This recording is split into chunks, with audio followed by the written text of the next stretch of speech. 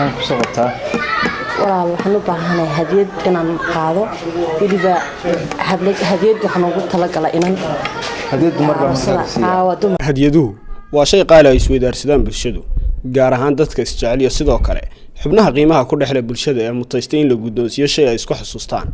Soomaalidu waxa ay kamid tahay dadka waqtigan si weyn u qadariya hadiyadaha casriga ah ee la isku dansiyo oo inta badan ay isticmaalaan lamaanaha aroosyada iyo dhalinyarada oo xiriirka jacayl ka dhaxeeyo haddaba magaalada Burca ayaa markii ugu horeysay laga furay goob gaar ah hadiyadaha oo la magac baxday Burca Royal Gift oo lagu diyaarshay noocyada ka kooban yihiin hadiyaduhu Nuxiyadiin oo ah wiil kale fikirkan ku cusub magaalada Burco ahna mulkiilaha goobtan lagu diyaarshay hadiyadaha la isku xuso ayaa goobjoog TV uga warbixiyay qaabka ay u shaqeyso meheradan cusub ee Burca Royal Gift oo aan Nuxiyadiin Cabdilaahi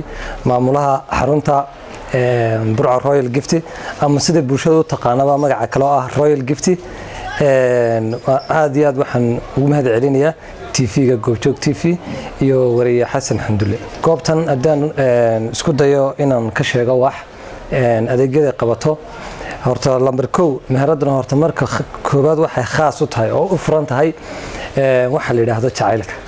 ha ahaato farxad qoys ha noqoto mid qoys la dhisaayo ha noqoto laba qof oo isjecla kulay bulshadu marka la yiraahdo goob jacayl dhagahooda markii waxa ku soo dhacaya maskaxdooda laba qof oo isjecel si gaar isku jecel laakiin hadiyadu way ka balaaran tahay jacaylka mid waalid baa jirta mid macallin baa jirta mid saaxiibtinimo baa jirta mid walaala jirta hadiidahan oo igadno ama aan goobta ku hayno way kala meeqam sareeyeen wayna kala duwan yihiin sida laajligeed waxa aan door bidnay bulshada si aan ugu keeno wax tayo loo wanaagsan inaan kala dhigno meeqam u kala sameeyno horta haba yaraatee meherad nooca ayagana kala u shaqeysa gobolka Togdheer gaar ahaan magaalada Burco kama jirto fikirkan waxa ugu dhaliyay hadii aan ogahay dhalinyarta gobolka Togdheer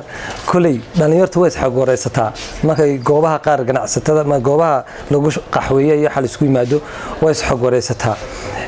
gaar ahaan magaalada Burco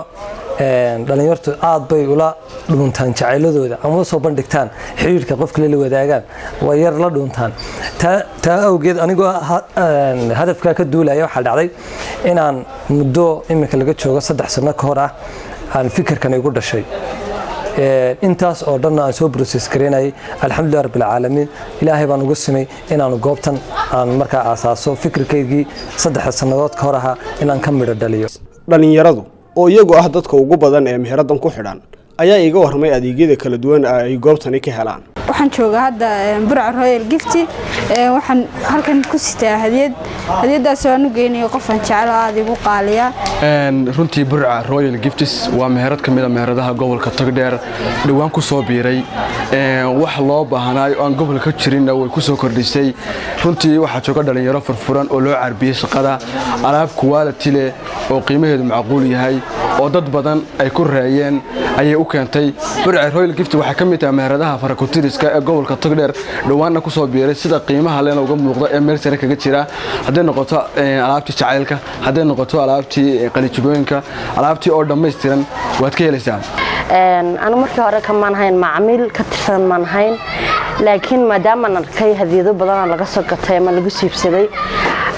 كدي مركز صاق على قاب تساوي قروح ذا بدن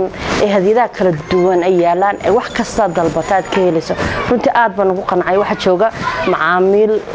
نسودوين تضفي عنها هاي سيد خساو حقوق قبنا يا رنتي قاعد نسودوي قاعد بنقول علي وحنا يتانكيو قاعد بمهزنتين وحسن حمد الله دون عربيد ورباهين تجوب شوق برعو